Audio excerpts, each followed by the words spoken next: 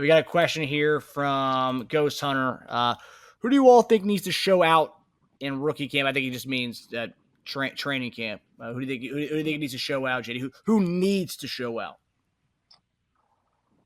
Let me see. Who needs to show out? I don't. You know what, Ghost Hunter? I don't really have anybody specifically. No, I'll give you a name because I think a lot of people are doubting this guy. I'm gonna say CEH. I want to see CEH show out, man. So everybody can stop with all the hating on CEH. I think he's a very talented back. And I just want to see that entire position in itself show out. I want to see what these guys got. LRZ is at the position, so we'll know. We'll find out for a fact if he's made of what we think he's made of. We talk about Denarius Prince as another guy, right, Marcus? That, was a friend of ours on the show. We want to see what he's able to do. So I just think, from the running back position, man, I'm going to have my eyes on those guys. And there's several more, I could probably name. Irv Smith. I want to see what Irv Smith's going to do, right? Irv is a good tight end, has been in NFL, hadn't really worked out with him because of injuries and whatnot. Can he come in and actually make an impact? I think he can. So those are kind of some of the names, at least for me, right? Yeah, the entire running back room, I think you kind of hit the nail on the nose in that one. The entire running back room, I mean, yeah, CEH has been there. He's the more proven of everybody else in that running back room, but it's like you said, Keontae Ingram, Denarius Prince, Amani Bailey, LRZ. There's a lot of guys in that running back room. Everyone's like kind of looking at like who's gonna be the one to fill the jet void, who can do it. So that's you're right on that with everybody in that running back room. Right, because there's going to be some questions right there. Lewis Cutbirth says CEH will lose you 8 yards on the third and short. Lewis is always on CEH, man. So, hey, Lewis, I hope he proves you wrong this year. Okay, I hope he proves you wrong. I know, you have your feeling about CEH, man, but I think he showed a lot last year. So we'll just have to see. This is okay, Rick. This is where I was going to go with it, JD. So you went running backs. I was going to go with the bottom of the receiver room. Will Ross finally match the social media hype? That's the guy I'm going to be looking at. It's the Nico Remigios, it's the Justyn Ross. It's those guys I'll be looking at as far as who needs to show out. And I think Ross does need to show out since we did keep him on a team after all the stuff that went on last year, and he was starting to get more reps, and then that whole thing off the field happened. And now he's back. He's still on the team, so this is time to do his thing. So yeah, that's the one I'm going to be watching. Yeah, I do. Me also. I think Ross, man, this has to be his year. He shows out, and I think if he's consistent, he'll be that guy from the fringe guys that'll make it. So look, he's had a lot of hype with him. We understand that, Rick. And the thing is, if he's getting a lot of looks in practice, then it's going to bode well for him. All he has to do is catch the football. All he has to keep doing is just wowing, the coaches and, obviously the fans. And so that remains to be seen. Hopefully he gets to do it, man. I would love to have a Justyn Ross here on the roster, man. And I've slowly become a Justyn Ross fan. I think Marcus, you're really the one that kind of got me into like really, looking at Justyn Ross and kind of believing in him even more. And so I didn't quite know what it was going to be because there was just a lot of questions with it. Medically, it was some questions. Physically, it was some questions. And then, of course, when those things happened with him last year, which is behind him, I'm glad it's so behind him right now. I think he has a chance to thrive if we utilize his skill set. That's the crazy part.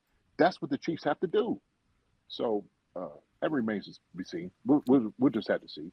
Yeah, and Remigio, I see John Clifford said Remigio too. So.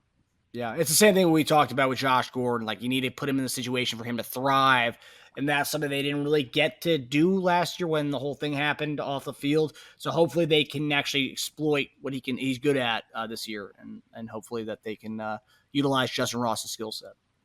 Yeah, absolutely. Rookies and quarterbacks report to training camp, and so obviously it's first training camp for a lot of guys. And I just want to ask you because you went to training camp as a rookie in Philadelphia. Mm-hmm. And then in 2000, you go from Philly to Kansas City. And For me, because I transferred 3 times when I was in college. So I went to 3 different schools, and like for the first day of school at school for the first school I went to, going from high school to that, there was nerves, especially when I was going to play football too. It was a lot of nerves there. You're getting dropped off in mid-July, and it's like, oh man, like this is it. And the difference between that and then going from a new team to a different team's training camp. What are the differences in the first type of training camp for you? I guess the different types of first times. Uh, you know what? I think when you go into it, you don't really have any type of expectations. You're still trying to learn as you go because you just don't know what to expect, really. That's the thing about it. And so, trying to make that transition from college into the NFL, it's nerve wracking. It absolutely is nerve wracking. And so, you know that, well, first off, I'm coming in, I'm being challenged. This is where I kind of make my mark getting into the NFL. And so it's all about the competition. And so the guys that's in front of you and the ones that's projected first round, second round, third round guys are potential starters. But the thing is, if it doesn't pan out, if it doesn't work out the way that you want it to, uh, man, that's a lot of pressure. That's a lot of pressure on you. And so I just remember my first training camp kind of going into it. Like I said, everybody comes in walking on their toes with their chest sticking out, trying to look bigger than what they really are. Uh, but it really is trying to find your way. It's like I said before, it's really nerve wracking. So that that in itself, just the whole process of learning a new playbook. Because the thing is, that's another thing. Like retaining the information, it's going to be so much information thrown at you day in and day out. You're not going to have time to really play Madden or you know go out on the town. Like you got to be in your your old college room dormitory because that's what they're going to be in a dormitory, and you got to learn the playbook. And guys going to be in there studying. And the thing is, if you're not studying your craft and getting better, and you're not retaining that information, then you will not play. You will not start. And so everything starts from there, man. Training camp coming in, and so with the older guys uh, coming into like year 3 or 4, they kind of know what to expect. They know what training camp's all about. They understand how many days it's going to take until all the bumps and bruises set in, all the pain.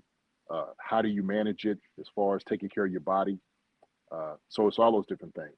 And another thing that the rookies, when they come into it, is the hazing. Okay, I know we're not supposed to haze. It's one of those things that's supposed to be off the books. But I guarantee you, guys are going to get hazed coming into training camp. And so they got to be ready for that too, man. That in itself is nerve wracking. I had a great batch of guys that took care of me when I came in. 13-year vet and 10-year vet, and they made sure that I was their rookie and nobody else messed with me. But that was the greatest thing ever. So this really is the expectations, though. Just kind of going down to it. Now, and then on the other end, as a veteran going to a new team and experiencing a new training camp and a new roster of guys, how is that for? Because obviously back in the day, it's a little different than what it was now, right? Where now these guys hate each other up on Twitter, they can go work out with each other months before training camp. Back in the day, really, it wasn't like that. I mean, I'm sure you knew some guys on the team, but like it wasn't as the access wasn't there as what it is now, where it's like you couldn't hit up Tony G in the summer, like, hey man, I'd love to get to know you. I want to go work out with you. Whereas back then it's a little different. You're meeting these guys a lot of day one of training camp. Is that a little nerve wracking for veterans? Was that kind of a nerve wracking thing for you? Uh, Somewhat. It's the same thing because people know your name. So when you're coming in, everybody has the same expectation. Like, well, this guy was this guy here with the Commanders or with Seattle, and he comes here. This is what we're expecting out of him. But I think what really helps it out is the rapport that you have with the coaches, and the coaches are the ones that kind of ingratiate you into the whole process, the team in itself. And the thing is, man, if you got a good name, people respect it. And so that's like one of those things. Like, hey, man, how you doing? Good to see you on our team. And guys will pay homage to you because of the things that you've done in the league. So I think coming from into a new team, I think it's an easier process. It really is an easier process because you already have the name established. So that makes a lot. It makes a whole difference to dealing with it as opposed to a college guy coming in and you ain't caught one football in the NFL. You ain't blocked not one guy. and you're supposed to be, the cock of the town, and you come in, you might not be the guy, right? So you got to earn your stripes. The guy that's been in the league, man, he's already earned those stripes, man. He's getting respect immediately when he comes into that building. Now, so back in the day obviously a few days before the real training camp starts, rookies and the quarterbacks got to be there a little bit earlier. Was that a thing back in the day for you as well? No, no. Everybody came in at the same time. Gotcha. That's how it was. And to be honest with you, I prefer it that way. That everybody comes in at the same time. That way, it's no hierarchy as far as thinking like, okay, here's the rookies and they got to work out 2 or 3 days before then. Like, no, everybody needs to come in at the exact same time because everybody's on the same level. And so when you have older guys, maybe like Patrick Mahomes, Travis Kelce, those guys want to be thought of as like, look, we're just, regular teammates. We want to make you comfortable while you come in here. And we want to be treated the same. Now, obviously, everybody can't be treated the same, right? You treat everybody fair, but you don't treat everybody the same. So we know that Patrick Mahomes is not going to be treated like Xavier Worthy, the first-round pick. Patrick's going to have his room established. He's going to have his own, routine that he does every single day. And so that's okay. We understand that. We're talking about a guy that's been to 4 Super Bowls in 5 years. I mean, he's earned those stripes. And so, but we know those guys are humble guys too. And that's what I like about Patrick Mahomes, because I think he doesn't look like somebody who's arrogant, right? He's not like Aaron Rodgers, if you will. Okay. And so, I don't know Aaron Rodgers, but I've heard, conversations about him that, he comes in and he's cocky. He's not somebody that is very easy to communicate with. So that could be disturbing for a young guy. And plus, too, it's the whole like phobia, like, for it's a first step for them to get in there right away to like, go to training camp.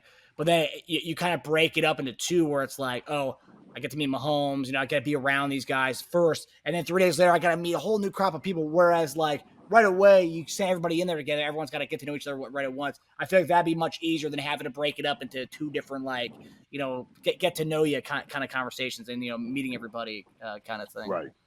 Yeah. I think it's a better relationship established there. For coaches, when you bring everybody into the room and have the same conversation with everybody, same expectations as far as what you want to do as a team. It shouldn't be just one, let's bring the rookies in. We're going to have one conversation with them. And when, the veterans come in, it's a whole different conversation. No, everybody needs to be on the same page day one. So, yeah, I do like that. And I know Andy, he's big on those things too. So. Yeah. Yeah, I guess the one good thing is for like the pass catchers aspect of it.